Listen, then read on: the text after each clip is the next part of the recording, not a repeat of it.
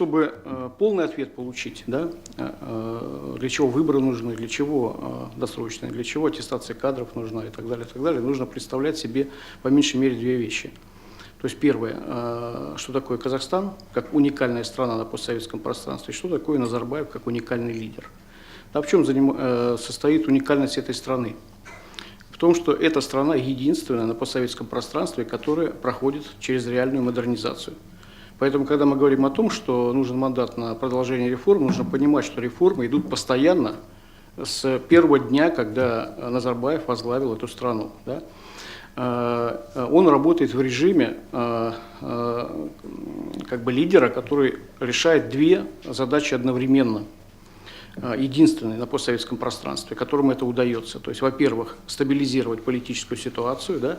Она непростая, поскольку там понятный многонациональный состав и внешнее давление и прочее, прочее. Тем не менее, вот все его решения, многие его решения связаны с тем, что, чтобы обеспечить политическую и экономическую стабильность, но при этом обеспечить развитие. Да?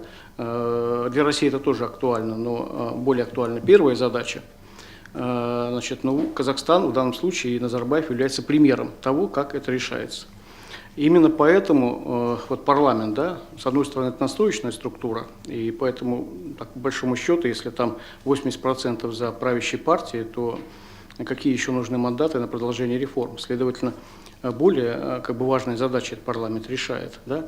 И если мы рассматриваем в русле вот этих двух трендов, то есть обеспечение стабильности, обеспечение развития, то стабильность лидер Казахстана обеспечивает тем, я в данном случае о нем говорю как об основной субъектности, да, обеспечивает тем, что это сложный парламент, он из двух палат состоит, каждая палата двусоставная, да, поэтому когда только не происходит выборы нижней палаты, там из 107 человек 100, то, наверное, за вот всеми этими как бы внеочередными выборами стоят задачи большего масштаба. Назарбаев не просто великолепный тактик, он великолепный стратег. Да, вот на Украине, например, сменилось 5 президентов, и ни один из них не предложил стратегию развития.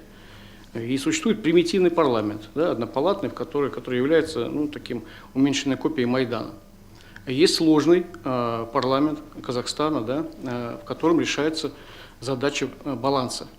Да, и во многом это как раз стратегия лидера, который наблюдает за процессом, да, каким образом происходит балансировка, да, дает новые вводные, постоянно идет экспериментирование, и решается вторая задача, то есть политическое развитие. Поэтому важно не только кадры посмотреть, да, значит, кто придет в результате выборов там, на местном уровне или, значит, на партийном, но важно посмотреть, как партии себя ведут, какие лидеры новые выдвигаются. Да. Постоянно новые вводные, меняется тип избирательной системы и так далее, и так далее. Поэтому вот первая задача, которая ставится, стратегическая задача, да, она в рамках вообще политического развития Казахстана, значит, в том числе решая задачу, например, стабилизации, важно, чтобы не было застоя в стране.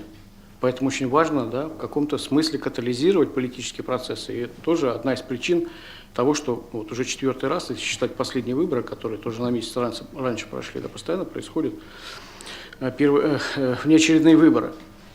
Первая задача. Вторая кадровая. Это очень сложная настройка, которая связана не только с выборами, но и каким образом работает Ассамблея народов Казахстана, кого она избирает, да, как местные органы власти кого выдвигают. А самое главное, что есть возможность и на оппозицию влиять, дать ей возможность себя проявить, в том числе и в негативном плане, да, и другим политическим партиям, которые, в конце концов, должны выдвигать каких-то лидеров, в которых нуждается элита, да, политических лидерах.